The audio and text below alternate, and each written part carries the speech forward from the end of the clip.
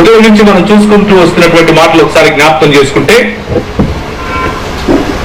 ఉదయం నుంచి మనము ఏవైతే మాటలు గమనిస్తూ వస్తున్నామో వీటిల్లో ప్రాముఖ్యంగా మీకు కొన్ని ప్రశ్నలు వచ్చిండొచ్చు. ఉదాహరణకు మీరు అనుకుని ఉండొచ్చు, అసలు భగవద్గీత గురించి ఇంతగా చదవాల్సిన అవసరం ఏంటి, ఇంత సమయం దానికోసం వెచ్చించాల్సిన అవసరం ఏమిటి, మనోధర్మ శాస్త్రంలో ఇది రెఫరెన్సెస్ మాకు అవసరమా, లేకపోతే ఫలానా వ్యక్తి ఇలా అన్నాడు ఫలానా వ్యక్తి ఇలా అన్నాడు అన్న విషయం తెలుసుకోవడం మాకు అవసరమా అని మీకు అనిపించి ఉండొచ్చు. కానీ ఒక మాట చెప్తాను వినండి. మన దేశంలో ఎవరైతే రాజకీయ నాయకులు గాను, లేకపోతే మన దేశంలో ఎవరినైతే మనము ఈ దేశ నాయకులు, ఈ దేశ జాతి పితామహులు అని పిలుస్తున్నామో అలాంటి వారి సైతము ప్రభావితం చేయబడినటువంటి ఫిలాసఫీస్, అలాంటి వారిని సైతము నియంత్రించగలిగినటువంటి శక్తి కలిగిన భావజాలాలను తెలుసుకునే ప్రయత్నం మనం చేస్తున్నాం. ఉదయం మీరు గనక గమనిస్తే, ఒకవైపు కుల వ్యవస్థను నిలబెట్టాలి అని ఆశించే వారు ఒకవైపు ఉంటే, ఇంకొక వైపు అసలు కుల వ్యవస్థ జరగకుండా, లేకపోతే కుల వ్యవస్థ చాతుర్వర్ణ వ్యవస్థ అన్నదే సనాతన ధర్మమని, ఆ ధర్మాన్ని రక్షించడం కోసమే నేను వస్తున్నానని, యథా యథా హి ధర్మస్య గ్లానిర్భవతి భారత అని చెప్పినట్లుగా ఆయన ఎప్పుడైతే విష్ణువు వస్తాడో దాన్నే భగవద్గీతలో రాశారు అన్న విషయం ఎందుకు గుర్తు చేశాము. దానికంటే ముందు ఎవరెవరు ఎప్పుడెప్పుడు ఎక్కడెక్కడ ఎలా సంకరంగా పుట్టారో ఎందుకు చెప్పాము అని అంటే, అవన్నీ దాచిపెడుతూ అవన్నీ క్రిందికి సాపు కింద తోసివేస్తూ పైకి మాత్రము నేను ఇలాంటి సంస్కృతిని నిలబెట్టడం కోసమే వచ్చాను. నేను నిన్ను అంటే నా చాతుర్వర్ణ వ్యవస్థలో నువ్వు కేవలము చెప్పుగానో లేకపోతే కేవలము పాదముగానో ఉండాల్సిన నిన్ను అలాగా ఉంచటమే నా పని, అందుకే సుదర్శన చక్రాన్ని నేను తీసుకుని వచ్చాను అంటూ ఈ రోజు ఒక ప్రధానమంత్రి లేకపోతే ఒక స్టేట్ కు సంబంధించినటువంటి చీఫ్ మినిస్టర్ మాట్లాడుతున్నాడు అని అంటే, ఆ భావజాలం, వారి మాటల వెనుక ఉన్నటువంటి వైఖరి, దృక్పథం ఏమిటి అని తెలుసుకోవాలి. మనం అందుకు చదువుతున్నాం. ఎందుకు చదువుతున్నాము అని అంటే, అసలు వారి ఆలోచన ఇప్పుడున్నటువంటి ప్రపంచం 21వ శతాబ్దంలో ఉన్నటువంటి ప్రపంచంలాగా అసలు ముందుకు దూసుకొని వెళుతూ ఉంటే, అందరూ భారతదేశాన్ని ప్రపంచ అగ్రగామి దేశాల్లో ఒకటిగా చూడాలని అనుకుంటూ ఉంటే, వీరు మాత్రం దాన్ని పట్టుకొని ఒక 2000 సంవత్సరాల క్రితం ఉన్నటువంటి చాలా ప్రిమిటివ్ సంస్కృతి వైపుకు గుంజుకుని వెళ్ళాలి అని ఆలోచిస్తున్నారు. అంటే ఎందుకు అని మనం ఆలోచించాలి. ఎందుకు అని అంటే, మన దేశానికి ఉన్నటువంటి గొప్ప గొప్ప నాయకులు అందరూ కూడా, కొంతమంది పేర్లు చెప్తే మీరు అసలు అవునా అని కూడా మీరు ఆశ్చర్యపోవచ్చు. ఎక్కువ పేర్లు చెప్పను, కానీ 3 పేర్లు చెప్పి నేను ముగిస్తాను. మొదటిది గురు గోల్వాల్కర్ గారు. ఈ గురు గోల్వాల్కర్ గారు 1920 చిల్లరలో ఈ భారతీయ రాష్ట్రీయ స్వయం సేవక్ సంఘ్ RSS అన్నటువంటి హిందూ రాష్ట్ర దర్శనాన్ని స్థాపించే వారిలో వీరొకరు. గురు హేగ్డేవార్ గారు, గురు గోవల్కర్ గారు, అలాగే సావర్కర్ గారు, వీటిని స్థాపించిన వారిలో ప్రముఖులు. వీరికి ఉన్నటువంటి భావజాలం ఏమిటో నేను మీకు గుర్తు చేస్తాను, ఒకసారి జ్ఞాపకం చేసుకోండి. ఇలాంటి పుస్తకాలు మీకు ఒకవేళ దొరికితే కొని దగ్గర పెట్టుకోండి. ఇలాంటి పుస్తకాలు ఏం చేస్తాయి అని అంటే, ఇది క్రైస్తవులు రాసిందేవి కాదు, ఇక్కడున్న వారు, ఈ దేశానికి చెందిన వారు, సామాన్యులు నాలాంటి వాళ్ళు రాసినటువంటి వారి యొక్క ఆలోచన సరళిని మీకు చూపించడానికి చేసే చిన్న ప్రయత్నమే అన్న విషయాన్ని జ్ఞాపకం చేసుకోండి. ఈ పుస్తకాలలో రాసినటువంటి మాటలు ఒక్కసారి కనుక చదివితే, మతతత్వం అంటే ఇతరుల మతాలపైన మేము చేసేటటువంటి దౌర్భాగ్యపు విచ్ఛిన్నకరమైనటువంటి ఆలోచనలే ఈ 2 నాల్కల ధోరణి కలిగినటువంటి RSS అంటూ ఈ పుస్తకాన్ని రచించినటువంటి రచయిత మాట్లాడతాడు. వీరి కారణంగానే మన దేశం విచ్ఛిన్నమైంది అని కుండ బద్దలు కొట్టినట్లు చెప్తాడు. ఏమని చెప్తాడు అని అంటే, అసలు ఇది సత్యం కూడా. ఒకవైపు ఆఫ్ఘనిస్తాన్ నుంచి ఇప్పుడున్నటువంటి ఆఫ్ఘనిస్తాన్, దానిపైన ఉన్నటువంటి ఉజ్బెకిస్తాన్ లో కొద్ది భాగము, అక్కడ నుంచి మన దేశం మొదలవుతుంది. తాజికిస్తాన్ దాకా మన దేశం యొక్క ప్రాకారాలు వెళ్తాయి. ఇప్పుడున్నటువంటి ఇరాన్ ప్రాంతం వరకు మన దేశం యొక్క ప్రాకారాలు వెళ్తాయి. అక్కడ నుంచి ఇప్పుడున్నటువంటి పాకిస్తాన్, ఇటువైపు చూస్తే బంగ్లాదేశ్, అటువైపు ఇంకొంచెం ముందుకు వెళితే ఇప్పుడున్నటువంటి కొండ ప్రాంతాలకు, లేకపోతే టిబెట్ పైన ఉన్నటువంటి ప్రాంతం, నేపాల్ ప్రాంతం, భూటాన్ ప్రాంతం, కింద శ్రీలంక ప్రాంతం, అటువైపు జావా, సుమాత్రా, మలేషియా, సింగపూర్, థాయిలాండ్, ఇవన్నీ కూడా ఒకానొకప్పుడు సాంస్కృతికంగా జంబూక ద్వీపంలోని మన భారతీయ ప్రాంతంలోనివే అయినప్పటికీ కేవలము విభజించి పాలించాలి, కేవలము నీకంటే నేను గొప్పవాణ్ణి, కేవలము నీవు నేను సమానం కాదు, నేను తలకాయలో నుంచి వచ్చాను, నేను దాని ఏమంటారు పొట్టలో నుంచి వచ్చాను, నువ్వు కాళ్ళల్లో నుంచి వచ్చావు, నేను భుజాల్లో నుంచి వచ్చాను అన్న వ్యత్యాసపూరితమైనటువంటి భావజాలం కారణంగా, మనుషులను విభజించి పాలించాలి అనే భావజాలం కారణంగా ఈ ఆర్యావర్త అని దేన్నైతే పిలుస్తారో, ఆ ఆర్యావర్తలో ఉన్నటువంటి వారు వారి అధికార దాహం కోసం వారి మత ఛాందసవాదం కోసం వేద సంస్కృతిని కాపాడుకోవాలనో, లేకపోతే పౌరాణిక సంస్కృతిని కాపాడుకోవాలనో, లేకపోతే వారికి ఉన్నటువంటి స్త్రీ ద్వేషమును మరియు శూద్ర ద్వేషాన్ని కాపాడుకోవాలి అన్నటువంటి ఆలోచన పద్ధతి కారణంగానే ఇవన్నీ కూడా భారతదేశం నుంచి మెల్లిమెల్లిగా విడిపోయాయి. ఆఫ్ఘనిస్తాన్ విడిపోయింది ఎందుకంటే బౌద్ధ దేశంగా మారిపోయింది. ఆఫ్ఘనిస్తాన్ బౌద్ధ దేశంగా మారిన తర్వాత మెల్లిమెల్లిగా నెస్టోరియన్ సంఘంగా మారింది. నెస్టోరియన్ సంఘంగా మారిన తర్వాత ఇస్లాం చేతికి వెళ్ళిపోయింది. అదే విషయం ఆఫ్ఘనిస్తాన్ తర్వాత తజికిస్తాన్ కు జరిగింది, ఆ తర్వాత పష్తూన్లకు జరిగింది, ఆ తర్వాత గిల్గిట్లకు జరిగింది, ఆ తర్వాత ఇప్పుడు కశ్మీర్ కు జరుగుతోంది, ఒకానొకప్పుడు పాకిస్తాన్ ప్రాంతానికి జరిగింది. ఎందుకు అనంటే నువ్వు తక్కువరా అని ఇక్కడ ఉన్నవారు చెప్పారు కాబట్టి. ఇప్పుడు చెప్పండి, భారతదేశాన్ని విచ్ఛిన్నం చేస్తుంది ఎవరు? భారతదేశాన్ని విచ్ఛిన్నం చేసింది క్రైస్తవ మిషనరీలా, లేకపోతే ఆర్య సంస్కృతిని నెత్తిన పెట్టుకుని, లేకపోతే మను సంస్కృతిని మనువాదాన్ని నెత్తిన పెట్టుకుని విభజించి పాలించాలి అని చెప్పే హిందూ రాష్ట్ర దర్శనం కలిగినటువంటి వీరా? మీరు ఆలోచించుకోవాలి. అదే విషయం ఒకవైపు థాయిలాండ్ ప్రాంతంలో బౌద్ధులుగా ఈ దేశంలో పుట్టినటువంటి బుద్ధుడు ఈ దేశంలో ఉన్నటువంటి విషయాలను బయటకు తీసుకుని వచ్చి మరి బ్రాహ్మణవాదానికి వ్యతిరేకంగా ఈయన కూడా ఒక కులతత్వాన్ని తీసుకుని వచ్చినప్పటికీ బ్రాహ్మణవాదానికి వ్యతిరేకంగా మాట్లాడాడన్న ఒకే ఒక కారణం చేత బౌద్ధులను ఒక 3 లక్షలకు పైగా బౌద్ధ మఠాలను ఈ దేశంలో నుంచి తరిమారు. 3 లక్షలకు పైగా బౌద్ధ మఠాలలో ఉన్నటువంటి వారిని ఊచకోత కోశారు. ఎప్పుడు జరిగింది అని అంటే ఆది శంకరాచార్యుని యొక్క కాలం నుంచి ఈ విషయం జరుగుతూ వచ్చింది. అది గనక మనం చూసుకుంటే అదే విషయాన్ని ఇప్పుడు క్రైస్తవుల పైన చేయాలి అన్నది ఆలోచన. ఇప్పుడు చెప్పండి, ఈ దేశంలో పుట్టినటువంటి బౌద్ధులు ఎందుకు ఇక్కడ లేరు? ఎందుకు థాయిలాండ్, సుమత్రా మరియు మలేషియా, సింగపూర్లలో ఉన్నారు? ఎందుకు వారు చైనాలో విస్తరించారు? ఎందుకు వారు దాన్ని ఏమంటారు జపాన్ ప్రాంతం వరకు వెళ్ళారు, కొరియా ప్రాంతం వరకు వెళ్ళారు, కానీ మన దేశంలో లేరు? ఎందుకు అనంటే ఈ మత ఛాందసవాదం, నేనే గొప్ప నీకంటే అన్నటువంటి మదమెక్కిన కొవ్వెక్కిన తలకాయ, అదే ఈ దేశాన్ని విచ్ఛిన్నం చేయడానికి గల కారణం. ఇదే ఆలోచన గురు గోల్వాల్కర్ గారు కలిగి ఉండేవారు. ఈ గురు గోల్వాల్కర్ తీసుకొచ్చినటువంటి ఈ ఆలోచననే ఈ రోజు మనము హిందూ రాష్ట్ర దర్శనముగా లేకపోతే RSS గా భావిస్తున్నాం. ఈయన ఇంకెవరో కాదు, ఒకానొకప్పుడు హిట్లర్ గారిని హెగ్డెవర్ గారు, గురు గోల్వాల్కర్ గారు ఆయన రాసినటువంటి బంచ్ ఆఫ్ థాట్స్ అనేటువంటి పుస్తకంలో రాస్తూ హిట్లర్ను వారు ముసోలినీని వారు సందర్శించినప్పుడు వారు నిర్వహించే క్యాంపులు చూసి, వారు నిర్వహించే ట్రైనింగ్ పద్ధతులు చూసి యాజ్ ఇట్ ఈస్ గా అవి తీసుకొని వచ్చి మన భారతదేశంలో పెట్టి నిక్కర్లేసి పైన టోపీ పెట్టి జరిపిస్తున్నారు. అంతే తేడా. వారు ఆయులను చెప్పుకుంటారు, వీరు ఆయులను చెప్పుకుంటారు. వారు వైలెన్స్ ని పట్టుకుంటారు, వీరు వైలెన్స్ ని పట్టుకుంటారు. వారు పారామిలిటరీని నడిపిస్తారు, వీరు పారామిలిటరీని నడిపిస్తారు. వారు పారా ప్రెస్ నడిపిస్తారు, వీరు పారా ప్రెస్ నడిపిస్తారు. వారు రాజకీయాలను ప్రభావితం చేస్తారు, వీరు రాజకీయాలను ప్రభావితం చేస్తారు. వారి ఆలోచన సరళి పాశ్చాత్య దేశాల నుంచి వచ్చింది, ఈ దేశానికి సంబంధించింది కాదు. ఈ విషయం ధైర్యంగా అనర్గళంగా చెప్పండి, ఎవరు కనిపించినా చెప్పండి, భయమక్కర్లేదు. రెండవ వ్యక్తి మనందరికీ లోకమాన్య తిలక్ గా పిలువబడతాడు. అవునా కాదా? లోకమాన్య తిలక్ టెర్మినల్ అని ఒకటి పెట్టారు మన ముంబైలో. ఈ లోకమాన్య తిలక్ గారు చాలా సార్లు ఏమనుకుంటామంటే బాలగంగాధర్ తిలక్ గారు నిజానికి ఈయన ఒక చిత్తపావన్ బ్రాహ్మణ కుటుంబంలో పుట్టినవారు. చిత్తపావన్ బ్రాహ్మణ కుటుంబంలో పుట్టినవారు వాళ్ళని వారు అందరికంటే ఎక్కువగా తలుచుకుంటారు.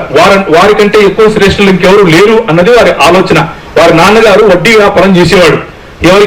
ఎవరైతే ఈ ప్రాంతం నుంచి దక్కన్ ప్రాంతం అంటే ఇదే మన హైదరాబాద్, మహబూబ్ నగర్ మరియు మీ జిల్లా, ఇటు నుంచి ముందుకెళ్తే హిబ్బడి వరకు కూడా ఆ రోజుల్లో మరాఠవాడకు మరియు కొంకణ్ ప్రాంతానికి, దక్కన్ ప్రాంతానికి కూడా వీటన్నిటిపైన కూడా బాంబే నుంచి లేకపోతే బొంబాయి ప్రాంతం, పూనా ప్రాంతం నుంచి కూడా ఎక్కువ మరాఠాలు దీనిపైన అజమాయిషీ చేసే ప్రయత్నం, దక్కనీలు దానికి వ్యతిరేకంగా పోరాడటం, మైసూరులు దానికి వ్యతిరేకంగా పోరాడటం, ఇదంతా కూడా ఒక చరిత్ర. దీనిలో భాగంగానే ఆ రోజుల్లో కొంకణ్ మరియు మరాఠా మరియు ఈ దక్కన్ ప్రాంతాలలో ఇక్కడ పనిచేస్తున్నటువంటి ఎవరైతే సేద్యకారులు లేకపోతే రైతులు ఉంటారో వారు భయంకరమైనటువంటి ఒక పెద్ద తెగులు వచ్చింది. భయంకరమైనటువంటి ఉపద్రవం అని చెప్పాలి, లేకపోతే కరువు అని చెప్పాలి. ఆకలి, భయంకరమైన పంటలు పండట్లేదు. ఆ సమయంలో వాళ్ళు వెళ్ళి వడ్డీకి డబ్బులు అడిగితే వడ్డీకి డబ్బులు ఇచ్చి సంపాదించుకునేవారు ఈ కులానికి చెందిన వారు. వీళ్ళని షావుకారులు అని కూడా పిలిచేవారు.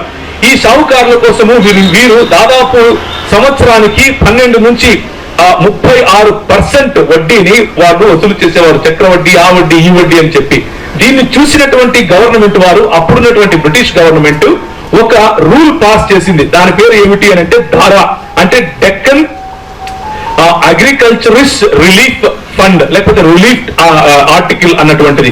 ఈ డెక్కన్ అగ్రికల్చరిస్ట్ రిలీఫ్ అనే ఫండ్ లో వీళ్ళు ఏం చేశారు అని అంటే, ఈ ఎవరైతే ధనాన్ని ఇస్తున్నారో వాళ్ళు 4% నుంచి 10% వరకే, మాక్సిమం 10% వరకే వెళ్ళాలి అన్నటువంటి ఒక రూల్ తీసుకొచ్చారు. ఎందుకు రూల్ తీసుకొచ్చారు అని అంటే, ఇక్కడ పనిచేస్తున్నటువంటి క్రైస్తవ మిషనరీ భావజాలం పెరిగిపోయిన తర్వాత ఎందుకని వీరు ఈ ధనాన్ని మా మీద రుద్ది మా పైన అత్యాచారం చేస్తున్నారు అన్నటువంటి ఆలోచన పెరిగినప్పుడు, పండించేది మేము, కోసేది మేము, విత్తేది మేము, తినేది నువ్వు, కానీ నీకు నేను ఎందుకు 36% వరకు నేను వడ్డీ కట్టాలి అనే ఆలోచన పెరిగినప్పుడు, వారి మధ్యలో ఒక రకమైనటువంటి రిఫ్ట్ కలిగినప్పుడు, ఆ ప్రాంతంలోనే మరి ఇదే దక్కన్ ప్రాంతము మరియు ఇదే మరాఠా ప్రాంతంలో ఒక ఆయన ఉండేవాడు.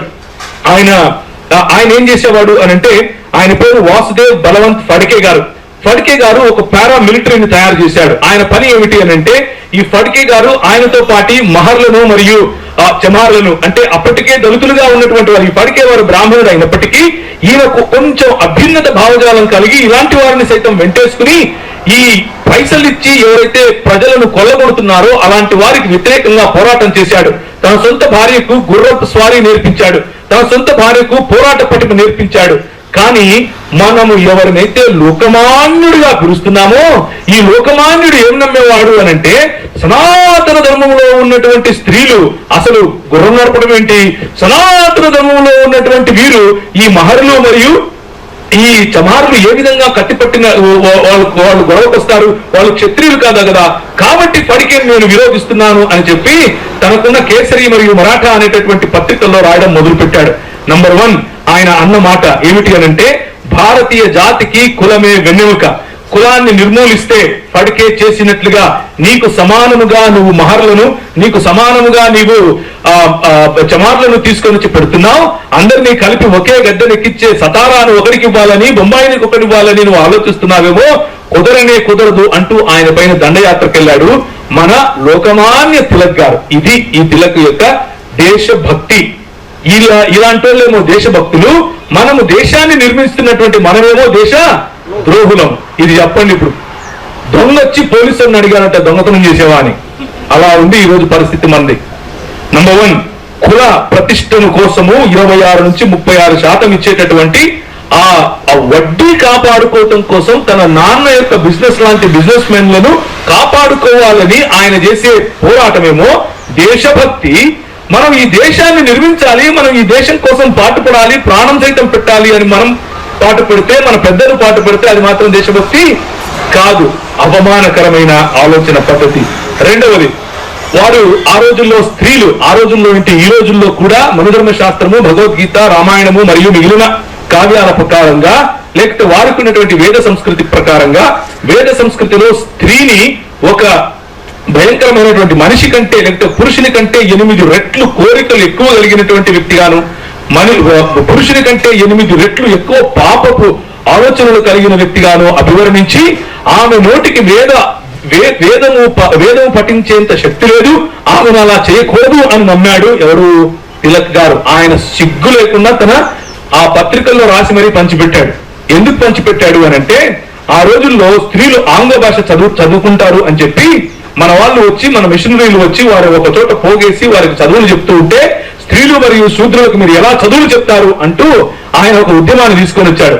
ఆ ఉద్యమం ఏమిటి అని అంటే, పూనా ప్రాంతంలో ఒక మంచి కాలేజ్ వాళ్ళు మొదలు పెట్టారు. పేజీ నెంబర్ నా దగ్గర ఇంకొక వేరే పుస్తకం ఉంది, ఆ పుస్తకంలో అన్ని రెఫరెన్సెస్ ఉంటాయి, మీకు నోట్స్ కావాలంటే చెప్పండి నేను ఇస్తాను. ఈయన ఏం చేశాడు అంటే, పూనా ప్రాంతంలో బాలికల కోసం ఒక విద్యాలయం మొదలు పెడితే, ఆ విద్యాలయం బంద్ చేసేంత వరకు ఆయన వచ్చి అక్కడ నిలబడి సత్యాగ్రహం లాంటిది చేశాడు. ఎక్కడెక్కడైతే ఫూలే గారి భార్యామణి అయినటువంటి సావిత్రిబా ఫూలే గారు ఎక్కడెక్కడైతే స్త్రీలు చదువుకోవాలి అని ఉద్యమాలు చేయడానికి ఇలాంటి పండాలు పెట్టుకునేవారో, అలాంటి పండాలను వచ్చి పగలు కొట్టేవారు ఎవరు? ఈ లోకమాన్య తిలక్ గా పిలువబడినటువంటి మన దేశభక్తుడు బాలగంగాధర్ తిలక్ గారు. దేశభక్తుడు. వేద కాలంలో లాగా స్త్రీ పురుషుని కంటే తక్కువ స్థాయిలోనే ఉండాలి అని నమ్మాడు.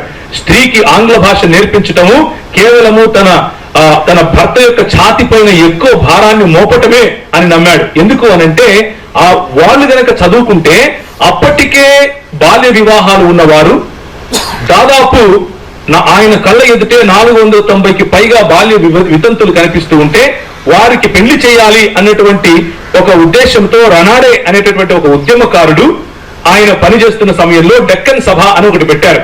డెక్కన్ సభ అని పెట్టి కొంచెం అభ్యుదయ భావజాలం కలిగిన వారు ఇలాంటి వారికి కూడా మనం పెళ్లిళ్ళు చేయొచ్చు, ఇలాంటి వారికి కూడా మనం చదువులు చెప్పించవచ్చు, ఇలాంటి వారిని కూడా ముందుకు తీసుకుని వెళ్ళొచ్చు అని మిషనరీల యొక్క ఆలోచనను పురికి పుచ్చుకొని ముందుకొచ్చారు అన్న ఒకే ఒక్క కారణం చేత ఏ విధంగా స్త్రీలను చదివిస్తారు, స్త్రీలు చదివితే వారు ఎలా తయారవుతారో తెలుసా అంటూ భయంకరమైనటువంటి రాడికల్ మాటలు మాట్లాడి భయంకరమైనటువంటి ఆర్టికల్స్ రాసి వారి యొక్క అభ్యున్నతిని ఆపిన గొప్ప మనిషి మన లోకమాన్య తిలక్ గారు. ఈయన దేశాన్ని ఉద్ధరించిన దేశ భక్తుడు, మనమెవరం దేశద్రోహం. ఇప్పుడు చెప్పండి, ఈయన లోకమాన్యుడు.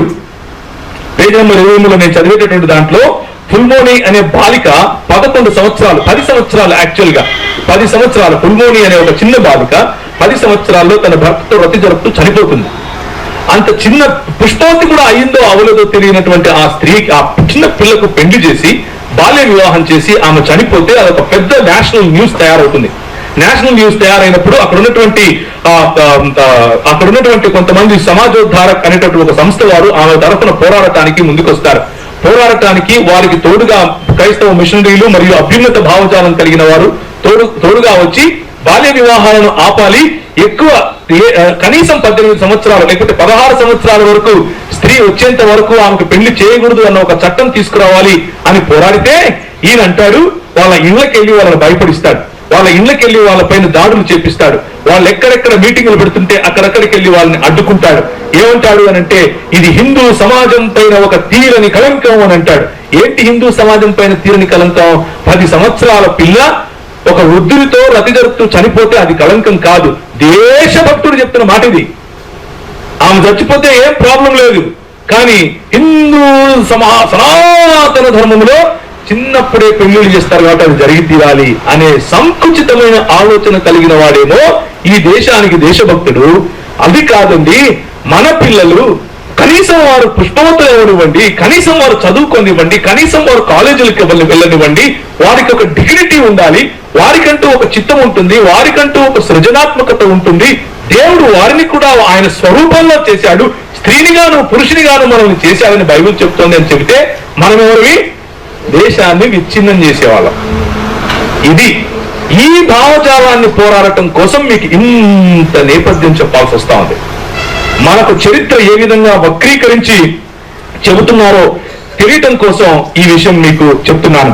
వామన్ అంబాజీ మోదక్ అనే ఒక బ్రాహ్మణుడు ఏమంటాడు అంటే, పుట్టుకతో ఎవరు బ్రాహ్మణులు కాదు, నిజానికి మంచి కర్మలు చేసి యజ్ఞయాగాదులు చేసి వేద సంస్కృతిని అలవాటు చేసుకుని వేద మంత్రాలు పఠించగలిగిన వాడే బ్రాహ్మణుడు అవుతాడు అని చెబితే, ఈయన తిలక్ గారు ఏం చేస్తారు అనంటే తనకున్నటువంటి ఈ పత్రికలో ఒక పెద్ద వ్యాసం రాస్తాడు. ఏమని రాస్తాడంటే, ఇలాంటి బోధ చేసేవాళ్ళు నిజానికి బౌద్ధులు మరియు నాస్తికులతో సమానము.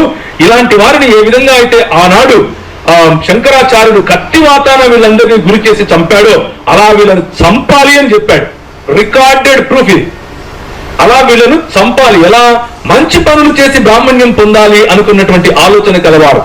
అలా కాదు, పుట్టుకతో అయితేనే బ్రాహ్మణుడు, లేకపోతే ఎవరు చదవటానికే వీల్లేదు అని చెప్పాడు. అలా చెబుతూ ఈయన రాసినటువంటి ఉదాహరణ ఏమిటి అంటే, ఉదయం మన రవీంద్రనాథ్ చెప్పినటువంటి మాటలు మీకు గుర్తొస్తూ ఉంటాయి. ఒకనొక వ్యక్తి శంభూకుడు అనే ఒక వ్యక్తి ఏం చేస్తాడు అని అంటే మంచి కార్యాలు చేస్తూ ఉంటాడు, యజ్ఞ యాగాదులు చేస్తూ ఉంటాడు.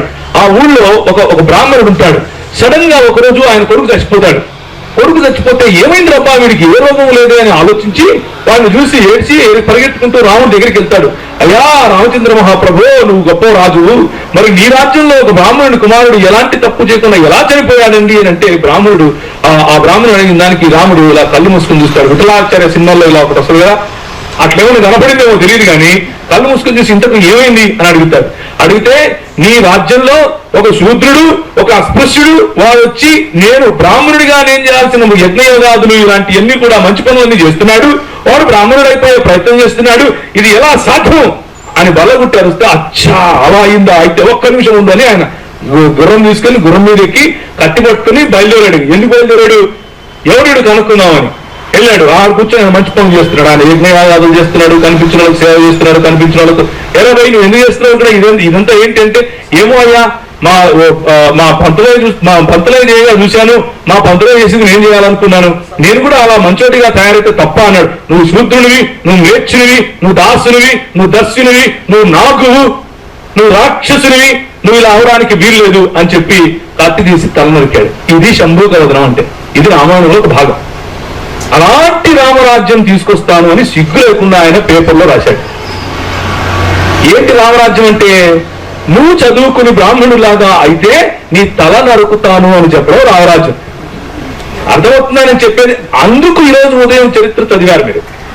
మీకు చెప్పడానికి గల కారణం ఏంటి అని అంటే, రామరాజ్యం వస్తే వచ్చేదేంటో తెలియడం కోసం, వేద సంస్కృతి వస్తే ఏం జరుగుతుందో తెలియడం కోసం. ఇది శంభూకవదనానికి ఉన్నటువంటి నేపథ్యం. అందుకు అదే మాటను తిలక్ తీసుకుని తన కేసరి లేకపోతే మరాఠా అనేటటువంటి తన పత్రికల్లో ఒకటి ఇంగ్లీషు ఒకటి హిందీ అంతే తేడా.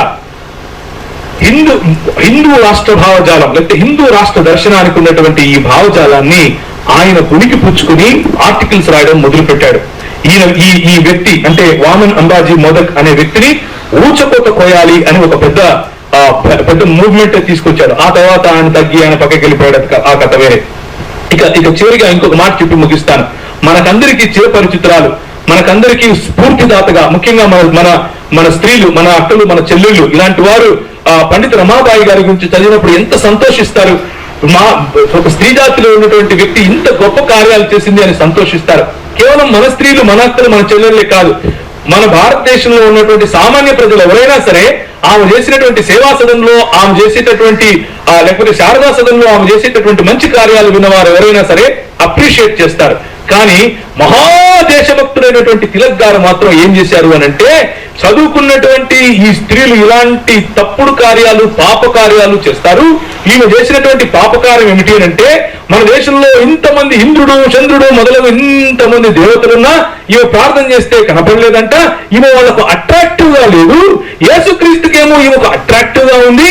ఒక రోజు రాత్రి ఈమె ప్రార్థన చేస్తే ఈమె సౌందర్యాన్ని మెచ్చుకొని వచ్చినాడేమో కాబోలు, అందుకే వీళ్ళిద్దరి మధ్య మంచి రొమాన్స్ కుదిరింది, అందుకే ఈమె వెళ్ళిపోయి మతం మార్చుకుంది అని సిగ్గు లేకుండా రాసేస్తున్న పుస్తకంలో. పండిత రమాబాయి లాంటి వ్యక్తిని, దేశ సమాజ సేవ చేసే వ్యక్తిని, ఏమంటారు బాలికలు తమ భర్తలు చనిపోయి గుండు తీసుకొని ఇంట్లో ఉంటే తన దగ్గరికి చేర్చుకున్న వ్యక్తిని, బాలిక విధవలను తీసుకుని వచ్చి పెళ్లిళ్లు చేయించే వ్యక్తిని, చదివించి వారికి యూనివర్సిటీలలో గొప్ప గొప్ప స్థానాలు కల్పించే ఒక వ్యక్తిని తీసుకొని వచ్చి ఏమంటాడు, యేసుక్రీస్తుతో రొమాన్స్ చేసింది అని చెప్తాడు. ఇలాంటి సంకుచితమైన భావజాలము స్త్రీల పట్ల కలిగి ఉన్న వ్యక్తిమో దేశానికి ఎవరంట? దేశభక్తుడు. మనం అందరం ఎవరివి? దేశద్రోహులం. ఎందుకు? స్త్రీలు చదువుకోవాలి అంటున్నాం, స్త్రీలు ముందుండాలి అంటున్నాం,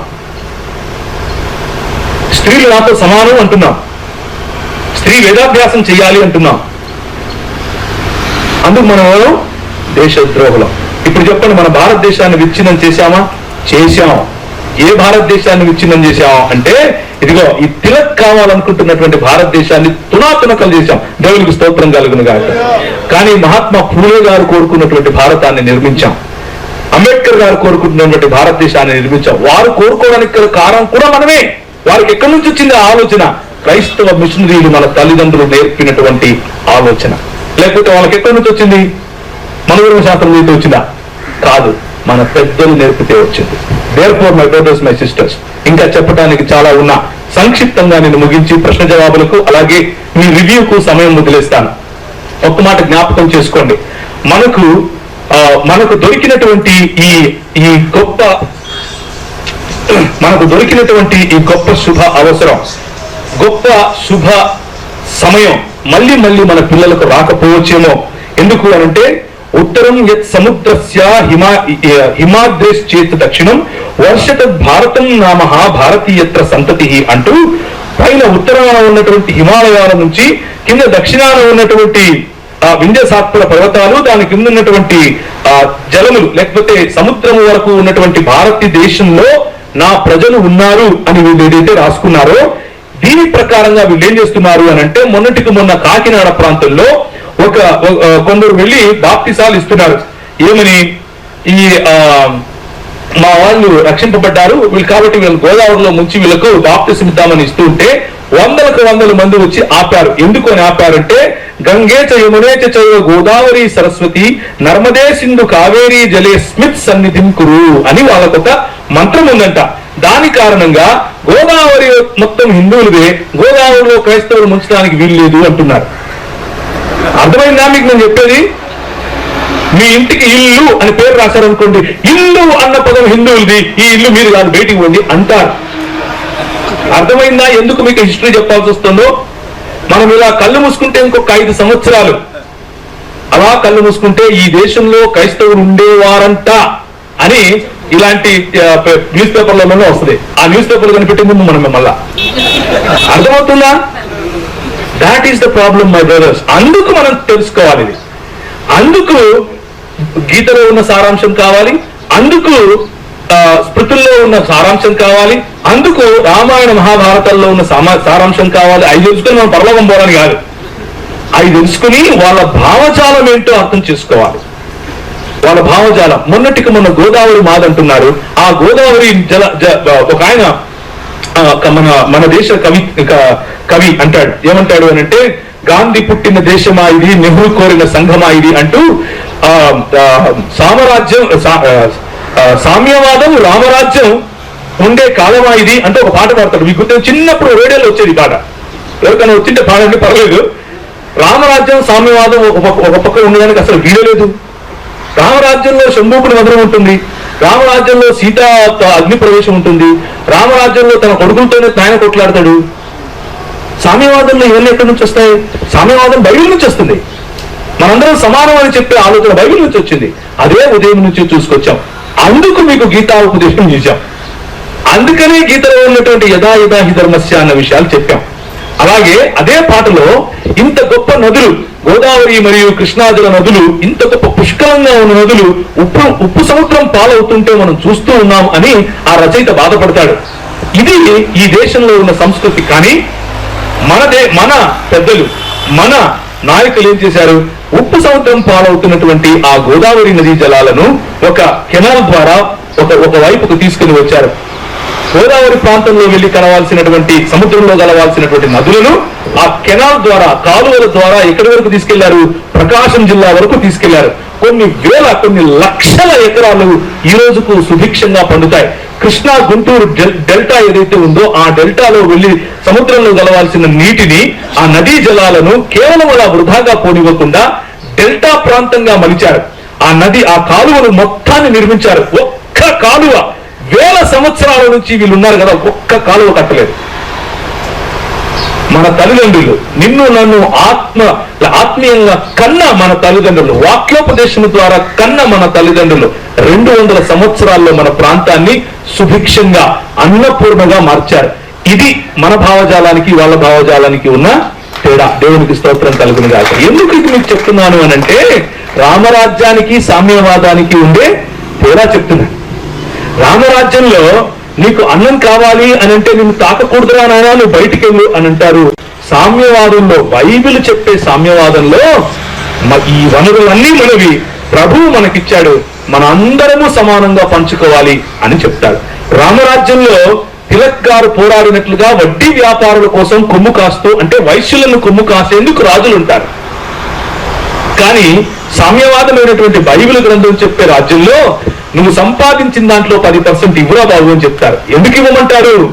ట్యాక్సులు కట్టడం కోసం కాదు. మనం ఇంతవరకు యెషయా గ్రంథం 1వ అధ్యాయంలో చదివినట్లుగా అనాథలను పోషించడం కోసం, విధవరాండ్ర పక్షంగా నిలబడటం కోసం, బలహీనులైన స్త్రీల ఉద్ధరణ కోసం, అలాగే ప్రతి ఒక్క పరదేశిని సంరక్షించడం కోసం. We have a plan for every human being on the face of this land అన్నటువంటి ఆలోచన ఎక్కడి నుంచి వచ్చింది? బైబిల్ నుంచి వచ్చింది. మనకున్న వనరుల వితరణ సమానముగా అందరికీ జరగాలి అని అంటే అది రామరాజ్యంలో కాదు, బైబిల్ చెప్పే సామ్యవాదంలో మాత్రమే సాధ్యం. బైబిల్ చెప్పే ఆలోచన కారణంగానే మనకి ఈరోజు మన నదుల ద్వారా డెల్టాలు పుట్టాయి. బైబిల్ చెప్పినటువంటి ఆలోచన కారణంగానే ఈరోజు మనకు సుభిక్షమైనటువంటి అన్నదాతగా, అన్నప్రదాతగా మన ప్రాంతాన్ని యావత్ భారతదేశం చూస్తోంది. లేకపోతే బొచ్చ పట్టుకుని అడుక్కునే వాళ్ళ ఒకనొక సమయంలో, మీకు తెలుసో తెలియదో, ఎక్కువ సమయం కూడా కాదు, జస్ట్ క్లౌడ్ గారు నెల్లూరు ప్రాంతంలో చేసినటువంటి పరిచర్య గురించి గూగుల్ చేసి చూడండి చాలు, మీకు తెలుస్తుంది. ఎక్కువగా కాదు, క్లౌడ్ గారు ఆయన సార్ ఆర్థర్ కాటన్ గారు కలిసి చేసినటువంటి ఉద్యమాన్ని ఒక్కసారి చదివి చూడండి, మీకే అర్థం అవుతుంది. సో అందుకని మీకు ఈ భావజాలాన్ని చెప్పే ప్రయత్నం చేశాం. ఇప్పుడు మనం ఇక్కడ నుంచి వెళ్లే సమయంలో మీరు ఒక విషయం జ్ఞాపకం చేసుకోవాలి. ఏమిటి అని అంటే, ఇంత చదివాం, ఇంత తెలుసుకున్నాం, సమాచారం వచ్చింది, మీకు కావాల్సిన సమాచారం ఇప్పుడు చూసింది నోట్ చేసుకొని ఉండకపోయి ఉంటే, ఒకవేళ మీరు మీ రిజిస్ట్రేషన్ చేసినప్పుడు మీ ఫోన్ నంబర్లు, వాట్సాప్ నంబర్లు ముఖ్యంగా, అలాగే ఈమెయిల్ అడ్రసెస్ కనుక ఇచ్చుంటే ఈ మెటీరియల్ అంతా మీకు ఉచితంగా మీకు అందుతుంది, తప్పకుండా అందుతుంది. రాబోయే 2-3 రోజుల్లోనే అందుతుంది. అది సరైనటువంటి నాయకుల ద్వారా మీ దగ్గరికి వస్తుంది. అయితే చేతిలో ఉపకరణాలు వచ్చాయి, చేతిలో కంటెంట్ వచ్చింది, కానీ దాన్ని ఎలా వాడాలి అన్నదే చాలా ఆలోచించి వేయాల్సినటువంటి అడుగు. మన చేతిలో తర్కం ఉంది కదా, మన చేతిలో సమాచారం ఉంది కదా అని చెప్పి కనిపించిన వాడికల్లా ఎవరో ఇక్కడ మేమేం చేశాం, మీరేం చేశారు అని మాట్లాడుకోవడం కోసం కాదు ఇది. అర్థమైందా? ఎందుకంటే ఇది మన దగ్గర ఉన్న సమాచారాన్ని ఎప్పుడు, ఎక్కడ, ఏ విధంగా, ఎవరితో మాట్లాడాలో వారితో మాట్లాడాలి. మనం పాలకులతో పనిచేయాలి. మనము ప్రతి దుర్గాన్ని చెరపట్టి క్రీస్తు పాదాల దగ్గరికి తీసుకొని రావాలి. హల్లెలూయా. మీరు ఇంజనీరింగ్ డిపార్ట్మెంట్ లో ఉండి ఇంజనీర్స్ గా ఉంటే, మీ తోటి ఇంజనీర్స్ కు అసలు నువ్వు ఇంజనీర్ ఎలా అయ్యావో తెలుసా అని చిన్నగా మొదలు పెట్టండి. నువ్వు ఇంజనీర్ అవ్వాలి అని అంటే, ఒకనొకప్పుడు సార్ ఆర్థర్ కాటన్ అని ఇంజనీర్ ఉండేవాడు, భారతదేశంలో మొట్టమొదటి ఇంజనీర్ అని మొదలు పెట్టండి. ఒక క్రైస్తవ మిషనరీ స్టోరీ చెప్పండి. మీరు ఒకవేళ విలేకరులు అయితే, ఈ దేశంలో విలేకరి అన్నటువంటి, లేకపోతే పత్రకారులు, లేకపోతే ఈ ముద్రణా యంత్రాంగం అన్నది వచ్చిందే మిషనరీల ద్వారా అన్న విషయం చెప్పండి. అది కూడా బళ్ళారి ట్రాక్ట్ సొసైటీ మొట్టమొదటి ప్రింటింగ్ ప్రెస్ మొత్తం తెలుగు ప్రాంతంలో మీరు తీసుకొచ్చింది. మీ ప్రాంతంలోకి మన మిషనరీలు తీసుకొచ్చింది. మొట్టమొదటి న్యూస్ పేపర్ తెలుగులో ముద్రించబడింది అంటే అది మెడ్రాస్లో కూడా కాదు, బళ్ళారిలోనే. That is the greatness of you. మీ సొంతం, మీరు గర్వంగా మాట్లాడండి. మనం మాట్లాడకపోవడం కారణంగా, మనం నోరు తెరవకపోవడం కారణంగా సత్యం బయటికి వెళ్ళదు. సత్యం బయటకు వెళ్ళదు కాబట్టి అబద్ధం నిజమవుతుంది. అబద్ధం ఎక్కువ కాలం బిగ్గరగా ఎవరైతే చెబుతారో ఆ అబద్ధమే సత్యంగా ప్రజలు పరిగణిస్తారు. కానీ సత్యం తెలిసిన నీవు సత్యాన్ని దాచిపెట్టుకోకుండా ధైర్యంగా ఎప్పుడైతే మాట్లాడతావో ప్రజలు దాన్ని సత్యంగా గుర్తిస్తారు. దేవునికి స్తోత్రం కలుగును గాక. అలాగే మనకంటూ మన పిల్లలను ఒక ఇంతవరకు జార్జ్ గారు చెప్పినట్లుగా మన పిల్లలను మంచి లాయర్స్ గా తయారు చేయాలి. అక్కడ పరిచర్య చేసే గుణం వాళ్ళకి ఉండాలి. పాలకుల ఎదుట నిలబడి మాట్లాడగలగాలి. సామెతల గ్రంథం చెప్తుంది, తమ చేతి పని యందు నిపుణత గల వాడిని చూచితివా, వాడు అల్పుల ఎదుట కాదు కానీ రాజుల ఎదుట నిలబడను. ఆ పరిచర్యలోనికి మనం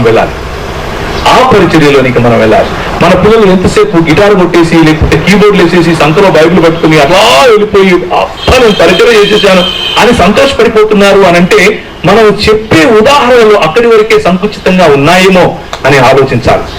మన సంకుచిత ఆలోచనను పక్కన పెట్టి యావత్ దేవుని రాజ్య విస్తరణ అన్నటువంటి ఆలోచన వైపుకు వస్తే, మన సంఘాల్లో నుంచి ఒక పండిత రమాబాయి రావాలి, మన సంఘాల్లో నుంచి ఒక విలియం కేరీ రావాలి, మన సంఘాల్లో నుంచి ఒక ఐడా స్కటర్ రావాలి, మన సంఘాల్లో నుంచి ఒక ఆర్థర్ కాటన్ గారు రావాలి, మన సంఘాల్లో నుంచి ఒక క్లబ్ గారు రావాలి. ఇలాంటి వారు 100ల సంఖ్యలో రావాలి. అప్పుడు మన దేశం ఇలాంటి చెత్త నాయకులను, వాళ్ళకి రైల్వే స్టేషన్లకు వాళ్ళ పేర్లు పెట్టుకుని వాళ్ళు చేసిన చరిత్రను కప్పిపుచ్చి వాళ్ళు చేసినటువంటి భయంకరమైనటువంటి పనులను తుంగలో తొక్కి మనకు ఈ చరిత్రను వక్రీకరించి మాట్లాడించి నేర్పిస్తున్నారు కదా. అలాంటి దౌర్భాగ్యపు పరిస్థితి నుంచి మన పిల్లలు బయటకు వస్తారు. మన దేశాన్ని కట్టిన మనం, మన దేశాన్ని నిర్మించిన మనం, మన దేశానికి వెన్నెముకగా ఉన్న మనమేమో ఏమైపోయాం? దేశద్రోహులం అయిపోయాం. మీరు ఈ దేశానికి చెందిన వారు కాదు అని ఒకడంటాడు, మీరేమో ఈ దేశానికి పట్టిన చెద అని ఒకడంటాడు, ఒకడేమో పుస్తకం రాస్తాడు, ఇంకోటి ఇది క్రైస్తవ్యం అని అరిందమా అనేవాడు ఇంకొక పుస్తకం రాస్తాడు. ఎవరికి తోచినట్లు వారు, మనం మాత్రం అదేం బట్టి నాకేం పోయిందిలే అన్నట్లుగా మనం ఉంటాం. ప్రియమైనటువంటి క్రైస్తవ సంఘమా, ఇది మనకు భావ్యం కాదు. మనము నిద్ర లేవాలి. మనము తేజస్సును కలిగిన వారమై యేసు క్రీస్తు యొక్క వాక్యపు వెలుగులో సత్యాన్ని ధైర్యంగా స్టెఫెను మాట్లాడినట్లు మాట్లాడగలగాలి. మనం మాట్లాడినప్పుడు, స్టెఫెను మాట్లాడినప్పుడు అంట ఆయన యొక్క ప్రభావాన్ని వారు ఆపలేకపోయారు అని దేవుని వాక్యం చెబుతుంది. ఆయనను వారు నిలువరించలేకపోయారు అని దేవుని వాక్యం చెబుతుంది. మనలో స్టెఫెనులు లేవాలి, మనలో పౌలులు లేవాలి. కుటుంబములను ప్రతి దేవుని రాజ్య విస్తరణకు లేకపోతే ఆయన జ్ఞానమును అడ్డగించే ప్రతి ఆలోచనను చెరపట్టేవారు లేవాలి. ఇది మన పిలుపు. తలలో ఉంచుకుంటే ప్రార్థన చేసుకుందాం.